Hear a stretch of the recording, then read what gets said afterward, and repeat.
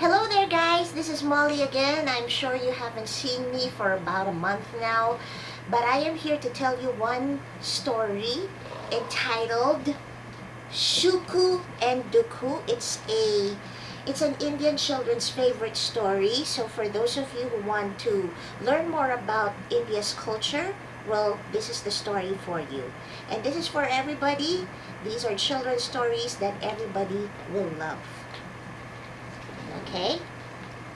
Sukhu and Dukhu.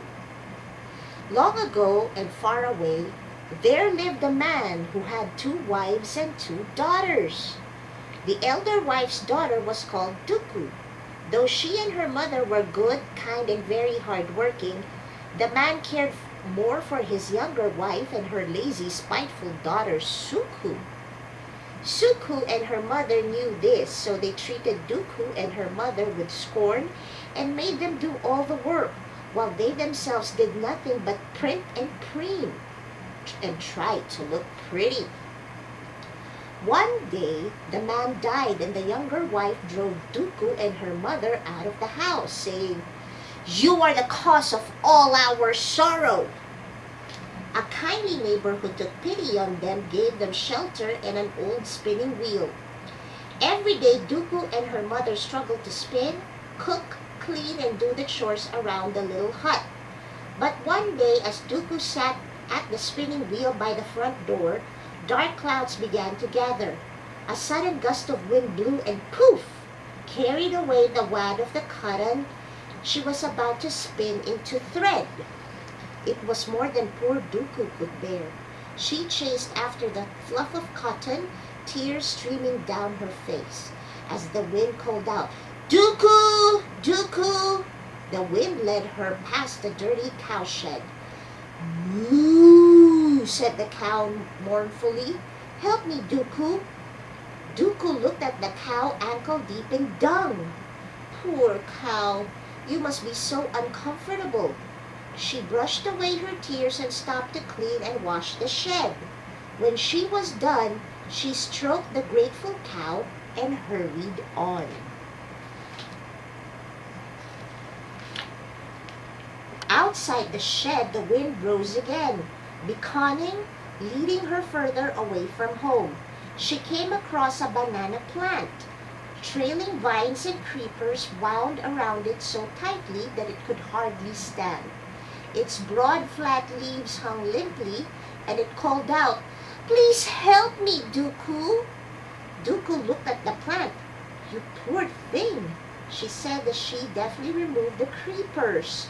She scooped some water from a nearby stream in her palms and watered the plant as best as she could. Then she hurried on. The wind whipped round a little hill, and as she followed it further up the stream, Dukhu found an old horse, gaunt and bony, sighing deeply. Its saddle and bridle had been pulled so tight that it could not bend down to drink the water. "Please help me, Dukhu," it begged. "I am so thirsty."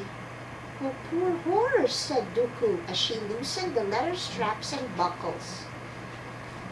"That should make you feel better." And she hurried on. The wind led her to the very edge of the village. Out there in the gathering gloom, it lifted her hair, tickled her cheeks, and whispered softly in her ear, "Stand very still and look carefully, Dukhu. You will see what you should see." Then suddenly all was silent. Dukhu squinted and stared out into the dusk till her eyes began to water. Slowly, the misty outlines of a distant palace swam into view through her tears. It shimmered and shone. It seemed so far and yet so near. Could she be imagining it? She walked towards it timidly, worrying that it would disappear. Finally, she stood in an open doorway. She thought she heard a gentle voice call out, "Come in!" But when Dukhu entered, there was nobody there. She wandered through empty hallways and around large rooms with walls glowing palely white. Finally, she came to a small room at the far end of the palace. Peering into it, she saw a hunched figure bent over a spinning wheel. An old woman sat there, her silver hair gleaming in the moonlight that streamed in through the window. "So you are finally here," said the old woman, turning to greet Dukhu. Dukhu stepped forward. Respectfully, she reached out and touched the old lady's feet. Then she brought her palms back to touch her own head in a sign of reverence. She tried to speak, but no words came from her mouth. She knelt there, her head bowed. The old lady reached out and stroked her hair gently. Then she helped Dukhu to her feet. "Never mind.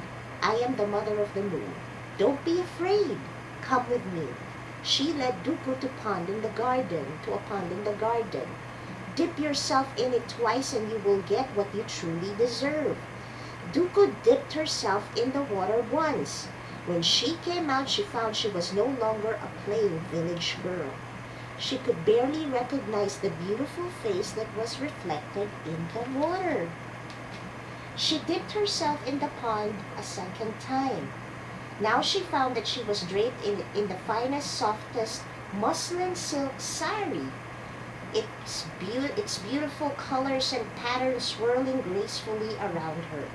Gold necklaces circled her neck, and rubies and emeralds gleamed and glittered from the bracelets on her arms and the rings on her fingers. Pearls hung from her ears and a diamond flashed from her nose ring. Then the mother of the moon led her back to the room and said, "Now eat, my child." And there laid before her were delicious mounds of steaming rice dotted with raisins and nuts, curries rich with fragrant spices, light hot bread, some crisp and soft, some soft with melted butter and ghee, and sweets and desserts. It was much more than she could ever eat. When she had her fill, Dukhu bowed to give thanks. Then the mother of the moon showed her 3 treasured chests and said, "Choose one." Dukhu, more than grateful for what she had so far received, chose the smallest one. Then, bidding the old lady goodbye, she left the palace. As she passed the horse, it gave her a beautiful, sprightly young colt to take home with her. The banana plant gave her a bunch of golden bananas and a pot of gold coins. The cow gave her a healthy brown calf, which would provide Sukhu and her mother with fresh milk for the rest of their lives. Dukhu thanked them all and made her way home. Her poor mother was delighted to see her. Dukhu showed her all the presents the mother of the moon had given her. "And oh, there's one more," said Dukhu, as she remembered the small treasure chest. When she opened the chest, a handsome young man appeared in a puff of smoke. "I have come to marry you," he said simply. All Dukhu's friends and relatives were invited to her grand wedding. Even Sukhu and her mother came, curious to find out how Dukhu had become so wealthy. Once they heard about the mother of the moon, Sukhu's mother wasted no time. She bought her daughter a spinning wheel, sat her outside their door, and instructed her to cry loudly when the wind carried away her wad of cotton.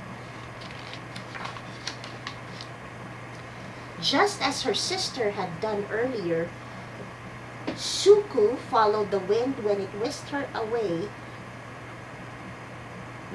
away her cotton. But when the cow called out for help, she scorned it. Tossing her head, she said haughtily, "Who do you think I am? A cowherd's daughter?" And she stomped on. When she met the weak and withering banana tree, she said, "I'm no farmer's daughter. My hands are too soft for such tasks." And she stamped her feet and flounced on.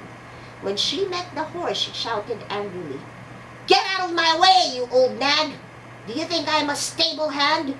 I am on my way to see the mother of moon herself." And she kicked the horse and strode on.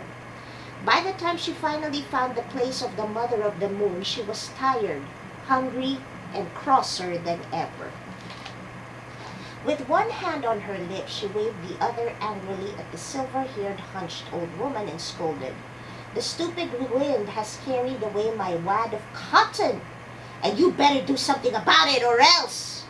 The old woman replied patiently, Go to the pond that glistens with the reflection of the moon and dip yourself in it twice. Then you will get what you deserve. Remember, only twice, not more. Sukhu hurried to the pond and dipped herself in it once.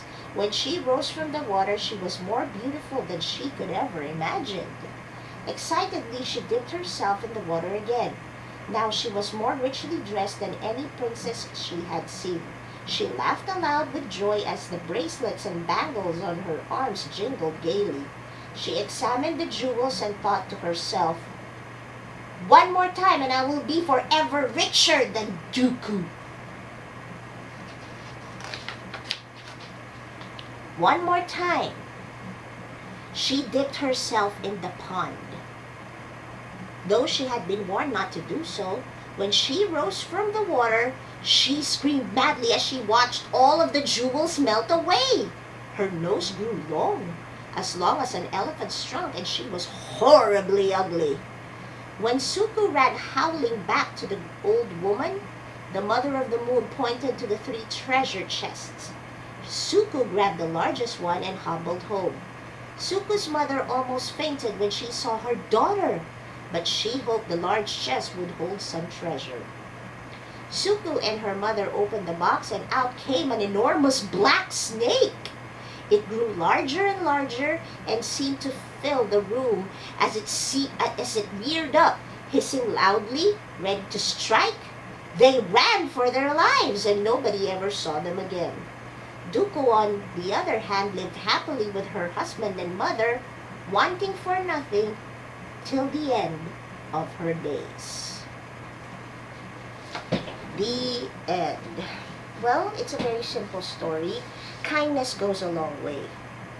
And when you're kind to one another, if it comes out naturally and it's not forced and you are not like you're doing this for a reward, it will come back to you in 100-fold, because kindness goes a long way. When you do a good deed, God will reward you for something that you did.